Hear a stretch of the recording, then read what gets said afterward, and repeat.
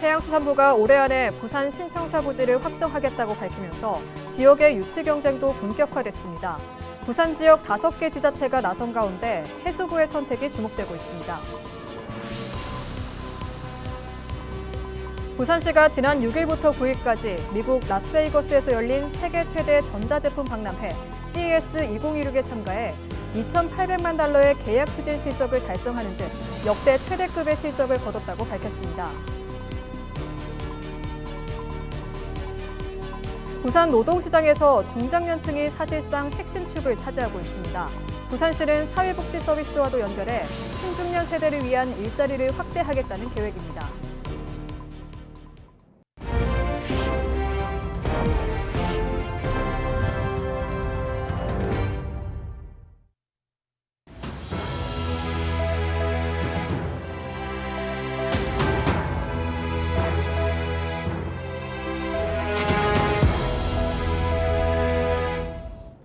시청자 여러분 안녕하십니까? 헬로티비 뉴스입니다. 해양수산부가 올해 안에 부산 신청사 부지를 확정하겠다고 밝히면서 부산 5개 기초지자체가 사실상 유치 전쟁에 돌입했습니다. 청사 하나가 아니라 부산의 해양산업 중심축을 놓고 벌어지는 경쟁입니다. 권정숙 기자의 보도입니다. 부산 동구 수정동. 해양수산부 임시청사가 들어선 뒤 이 일대 원도심 풍경이 달라졌습니다. 식당과 카페가 늘고 숙소와 편의시설까지 들어서며 사람이 돌아오고 있습니다. 해수부 직원은 약 690명. 임시청사 하나로도 지역 경제가 이렇게 움직이고 있습니다. 이제 부산이 노리는 건 임시가 아니라 해양수산부 본청사입니다. 해수부는 올해 안에 부지를 정해 정부 청사 수국 계획에 반영하고 내년에 설계, 2030년 전후 완공을 목표하고 있습니다. 중요한 건 이 청사가 단순한 사무실이 아니라는 점입니다. 해수부 본청사가 들어서면 산하 공공기관과 연구소, 해양수산기업이 같은 권역으로 몰려들게 됩니다. 청사 하나가 해양산업도시 하나를 만드는 구조인 겁니다. 그래서 부산의 5개 구가 모두 유치판에 뛰어들었습니다. 동구는 북항 재개발 공공부지, 중구는 부산 항만공사와 해운기업 집적지, 영도는 동삼동 해양클러스터와 한국해양대, 남구는 우암부두 해양산업과 문영금융단지, 강서구는 명지국제신도시와 부산신항 가덕도 신공항을 내세웁니다. 해수부가 제시한 기준은 분명합니다. 업무 효율성, 민원 접근성, 해양기관 직접화. 올해는 부지 선정은 끝내야 될 것 같고요. 가급적이면 필요한 설계비라도 확보하는 데까지 진행을 해야 되지 않을까 생각을 하고 있습니다. 다양한 지자체 의견도 좀 수렴해서 그런 것까지 다 감안해서 최적의 부지가 좀 선정되도록 다양하게 검토를 해야 되지 않을까 생각은 하고 있습니다. 임시청사 하나로 원도심이 살아났다면 본청사는 부산의 산업지도를 다시 그리게 됩니다. 북항이 될지 명지가 될지 동삼 해양 클러스터가 될지 부산의 다음 30년 해양경제 축을 결정할 해수부의 선택에 부산이 술렁이고 있습니다. 헬로티비 뉴스 권정숙입니다. 지난 10일부터 이틀간 부산 전역에 강풍과 한파특보가 발효되면서 간판이 떨어지고 건물 외벽이 이탈하는 등 40건의 소방 안전조치가 이뤄졌습니다. 부산 진구에서는 날아온 쓰레기에 행인이 다치는 인명피해가 발생했으며 곳곳에서 간판 이탈과 빌라 외벽 탈락 등의 신고가 잇따라 긴급 보수 작업이 진행됐습니다. 이번 강풍으로 부산 서구에서는 초속 24.8m의 최대 순간 풍속이 관측됐고 최저기온은 부산 진구에서 영하 3.8도까지 떨어졌습니다. 부산 소방재난본부는 강풍에 취약한 시설물에 대한 안전점검을 당부하는 한편 추가적인 인명피해 방지를 위해 비상대응 체계를 유지했습니다. 부산시가 지난 6일부터 9일까지 미국 라스베이거스에서 열린 세계 최대 전자제품 박람회 CES 2016에 참가해 역대 최대급 실적을 거뒀다고 밝혔습니다. 부산시는 통합 부산관을 운영하며 443건의 수출 상담과 2,867만 달러의 계약 추진 실적을 기록했습니다.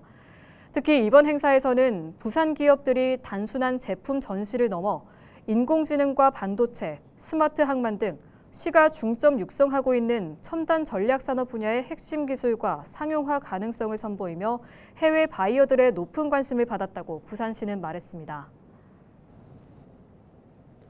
미 해군 해상수송사령부 소속 4만 톤급 군수 지원함인 USNS 어밀리아 에어하트함이 함정 정비를 위해 12일 부산 HJ중공업 영도조선소에 입항했습니다. 길이 210m, 너비 32m 규모의 이 함정은 미 해군 주력 함정에 탄약과 연료 등을 보급하는 핵심 군선으로 HJ중공업은 3월까지 정비 작업을 마친 뒤 미 해군에 인도할 예정입니다. HJ중공업은 지난해 12월 미 해군 보급 체계 사령부로부터 첫 MRO 사업을 수주하며 국내 세 번째로 미 해군 정비 시장에 진출했습니다. 이번 사업을 발판으로 HJ중공업은 미 해군과 함정 정비 협약을 체결하고 전투함과 호위함까지 사업 영역을 확대해 나갈 계획입니다. 부산시가 신평 예비군 훈련장 일대 22만 제곱미터 부지를 복합 문화체육 공간으로 조성하겠다고 밝혔습니다.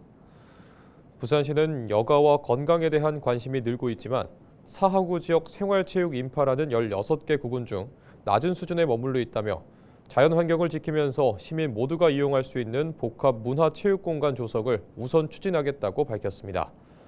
기존 군시설이 산재한 부지에 들어설 복합 문화체육시설은 다목적 체육관과 야외 체육시설, 주차장 등을 갖추게 되며 내년에 실시 설계 등 공사 절차에 들어가 2029년 내 준공 예정입니다. 이후 해당 부지 동측은 시민 수요형 생활체육시설이 추가로 조성될 예정입니다. 부산 노동시장에서 중장년층이 사실상 핵심 축을 차지하고 있는 것으로 나타났습니다. 기업들도 중장년 채용에 긍정적인데 현장에서의 기업과 구직자의 임금 인식은 차이가 있었습니다. 이런 가운데 부산시는 신중년 세대를 위한 일자리 확대 계획을 내놨는데요. 사회복지 서비스와도 연결해 선순환을 가져오겠다는 방침입니다. 박근수 기자입니다. 이미 초고령 사회에 진입한 부산. 전반적인 인구 고령화 속에 노동 현장에서도 40세에서 59세까지의 중장년층이 핵심적인 역할을 하는 연령대가 됐습니다. 부산상공회의소 산하 부산지역인적자원개발위원회 조사 결과 부산의 전체 근로자 54만여 명 가운데 중장년층은 27만여 명으로 전체의 50% 가까이를 차지하고 있습니다. 지난해 상반기 동안 실제 채용된 인원 중에서도 중장년층은 30%를 훌쩍 넘어 사실상 노동시장의 핵심 축이 되고 있는 것으로 분석됐습니다. 기업들도 대부분 중장년 채용을 긍정적으로 판단하고 있는데 나이만큼 실무 경험이 많고 숙련도가 높기 때문입니다. 중장년층 역시 절반 이상은 65세까지 또는 그 이후라도 경제활동을 계속하고 싶다고 말했습니다. 하지만 현실적으로 본다면 구직자와 기업체의 제시 임금이 월 평균 22만 원가량 차이가 나다 보니 중장년층 재취업의 제약 요건이 되고 있습니다. 이러는 사이 부산시는 신중년을 대상으로 한 일자리 지원 사업을 확대해 나가고 있습니다. 특히 올해는 지난해 대비 2배로 증액된 20억 원을 들여 신중년의 경력과 전문성을 활용하면서 사회적으로 도움이 필요한 분야의 일자리를 만들겠다고 밝혔습니다.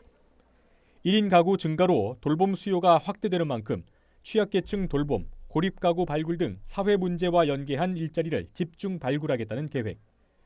부산시는 이를 통해 중장년층에게는 새로운 기회를 제공하고 지역사회에는 돌봄과 안전을 강화하는 선순환 구조를 확대해 나가겠다는 방침입니다.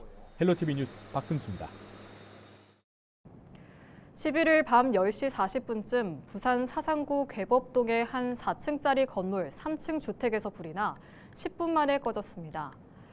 3층 주민이 담배를 피우고 집에 돌아온 뒤 주방과 발코니에서 불꽃과 연기가 발생한 것을 발견했고 4층 주민이 119에 신고했습니다.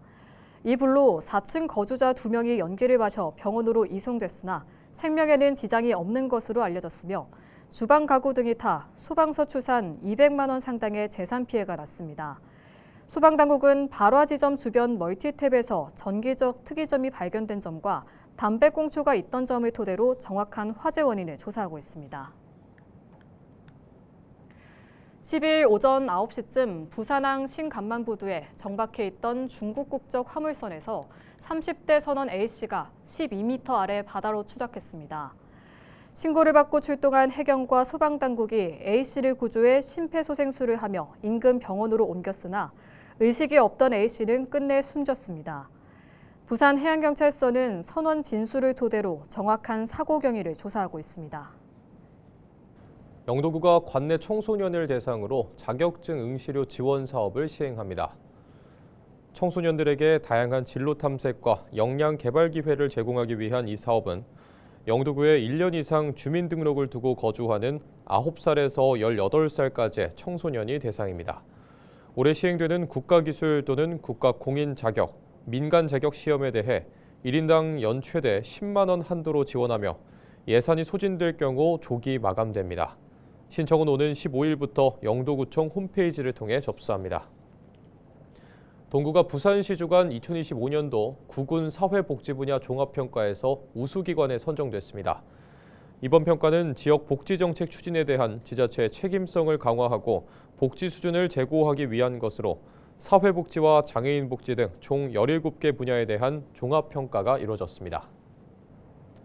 해마다 봄철이면 추위로 동해를 입는 농작물 때문에 농민들의 걱정이 많아지는데요.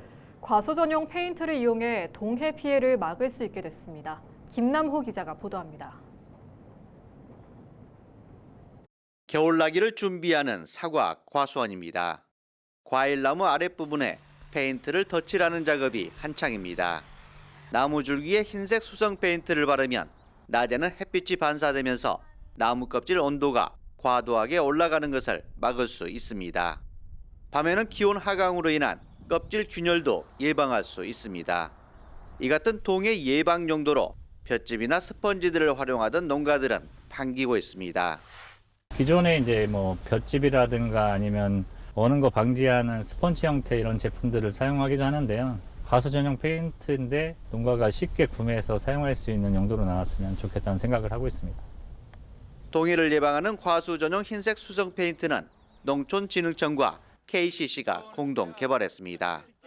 아무것도 바르지 않은 나무는 낮 동안 13도 이상 온도가 올라갔지만 전용 페인트를 바른 나무는 상승폭이 3도 안팎에 그쳤습니다.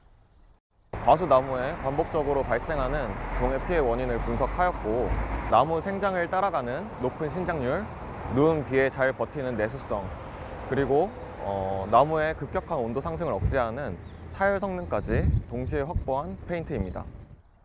나무 성장에 맞춰 늘어나는 신장률을 기존 페인트보다 20배 이상 강화해 페인트막이 갈라지는 단점을 보완했습니다. 햇빛을 반사하거나 차단하는 비율도 기존 페인트보다 5에서 7%포인트 더 높였습니다.